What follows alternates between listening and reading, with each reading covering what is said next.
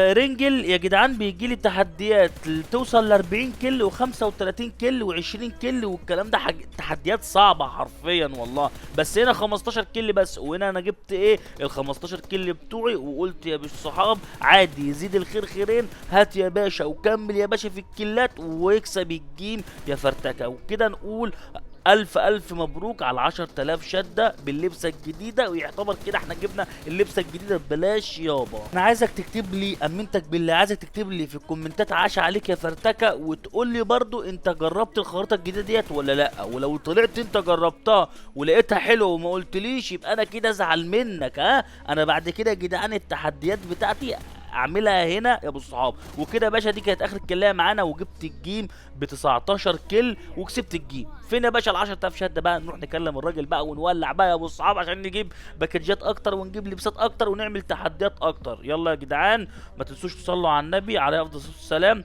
يلا سلام يا شباب.